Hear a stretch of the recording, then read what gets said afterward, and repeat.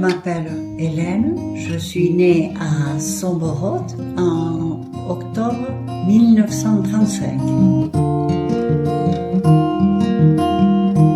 À l'époque, l'avortement était illégal. Comment est-ce que ça se passait? Parce que j'imagine que l'avortement clandestin existait tout de même. Je me rappelle d'avoir entendu ma mère et ma grand-mère pour une personne du village qui s'était fait avorter. C'était juste après la guerre, ça devait être un peu louche, avec des Allemands comme ça.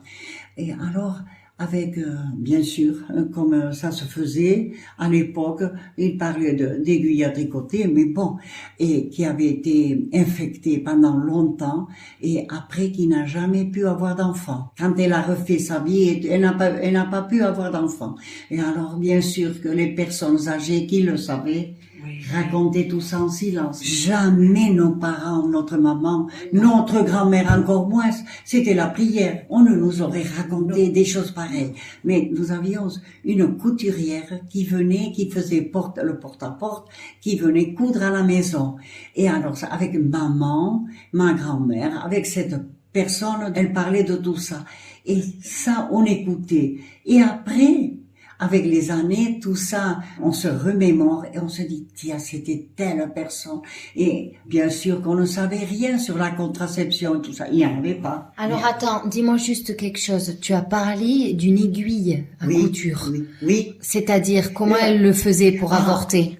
Pour ça, je ne sais pas. Il parlait toujours d'une aiguille à tricoter et il perçait le fœtus. Il y a eu des mortes et avec ça aussi. Comment est-ce que c'était perçu? Vraiment, c'était un grand péché. Un péché mortel, ils appelaient.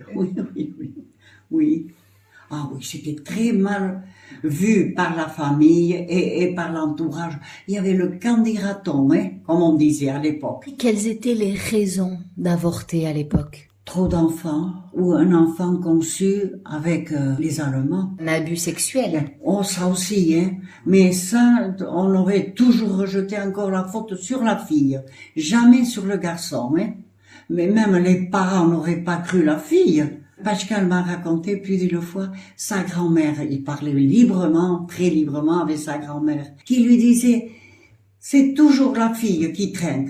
Pas le garçon. Il attache le pantalon et pour lui, il est libre. C'est la fille qui est toujours fautive. Et il y avait des cas d'abus régulièrement? Toi, t'en as déjà entendu parler? On n'aurait jamais dit pour un homme un abus. Mais je suis persuadée que ma belle-sœur avait été abusée à 15 ans. Un jour que ses parents étaient partis au marché de Saint-Palais. Et à 15 ans, elle avait accouché de sa première fille. Le domestique, qui n'était pas de très loin, un voisin. Combien de fois elle m'a pas dit, heureusement que mes parents ne m'ont pas obligée à me marier avec ce garçon. Jamais je ne l'aurais aimé. Alors tu vois que c'était un abus sexuel. Ah mais ça. Complètement. Oui. Et les parents n'avaient rien su? Jamais? Sa mère l'a beaucoup protégée, heureusement. Et quel est ton avis sur l'avortement? Ça, je trouve que c'est très bien. Principalement, surtout pour ces abus sexuels. Ah, ça c'est horrible, je me dis. Jamais ça c'est horrible. D'obliger une fille, de forcer une fille comme ça, non. Ça non, c'est très bien que ça soit puni. Et que ça soit déclaré, et que ça ne soit pas caché comme autrefois. Autrefois, c'était tout des cachotteries sur tout ça. En dehors de ça, aujourd'hui, l'avortement, il est légalisé, et pas seulement dans les cas où il y a eu un abus sexuel. Non. Il est légalisé dans le cas où, par exemple, demain, je tombe enceinte, je ne désire pas avoir d'enfant, j'ai la possibilité d'avorter. Quel est votre avis sur ça? Mon avis sur ça serait quand même que la fille, elle a été quand même consentante, qu'il ne faut pas passer de l'autre côté de la barrière, si tu veux. C'est-à-dire que ça soit fait n'importe comment. Il faut bien réfléchir à cet acte, parce que je pense qu'une fille qui a été là consentante avec ce garçon, après, au bout de quelque temps, elle veut avorter. Ils veulent. Je trouve que c'est très difficile à se prononcer là-dessus, parce qu'il y a le bébé. Et une maman, je crois que toujours, dès qu'elle sait qu'elle a un bébé, C'est Oui, très mais- fort pour elle.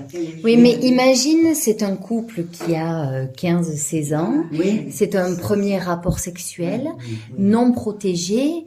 Ils ne sont pas prêts du tout à avoir un Non, enfant. non. Là, Quoi dans ce cas-là? Dans ce cas-là, c'est tout à fait légal. Parce qu'ils sont beaucoup trop jeunes, ils sont pas matures, et que le bébé souffrirait. Non. Là, dans ce cas-là, je suis tout à fait d'accord. Est-ce que, Amama, tu es féministe? Ah oui, moi je trouve que la femme, par exemple, comme on l'entend maintenant dans les bureaux et tout, l'homme qui est toujours plus payé que la femme, pourquoi pas la femme? Et c'est tout à fait normal qu'une femme soit considérée comme un homme.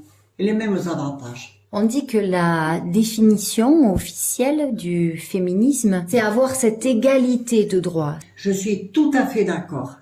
Les femmes sont aussi capables que les hommes. Peut-être, je dirais une chose, elles n'ont pas tout à fait la même force physique, je ne dis pas.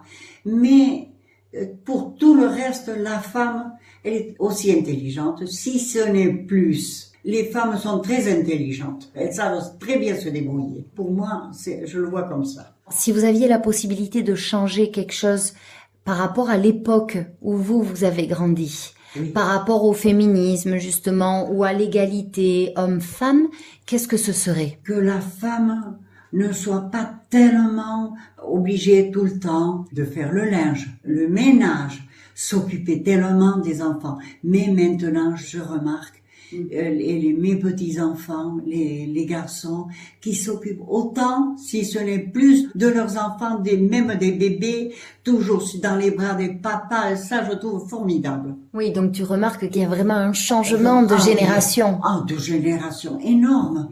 À ta génération, à notre, tu sais pas. Et même par rapport au couple.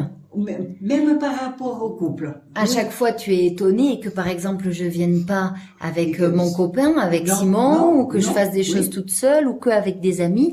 À l'époque, une fois que tu étais mariée, tu quittais jamais ton mari. Oh, non. Le droit de vote a été donné aux femmes en quelle époque? Maman a voté, c'était pendant la guerre, à la fin de la guerre, que les femmes ont pu voter en 44. Maman, elle avait voté pour la première fois, ça avait été la révolution, ça, en France.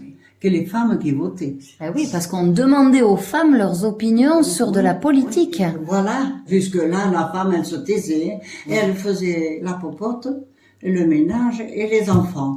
Tu te rends compte? La moitié de la France qui n'allait pas voter. Et la moitié de la France n'allait pas voter. Et est-ce que vous avez des souvenirs de votre mère allant voter?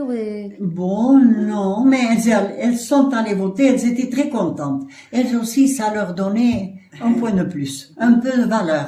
Ça leur a donné beaucoup, même on peut dire beaucoup de valeur. Comment ont réagi les hommes en découvrant que les femmes allaient voter? Je ne sais pas. Et ils devaient parler, oui, devant une bouteille, tous Oui. ensemble. Et ils devaient dire à leur femme pour qui il fallait voter. Oui, aussi. Parce qu'elle votait, mais elle pouvait raconter ce qu'elle voulait. Oui, ils ne savaient pas.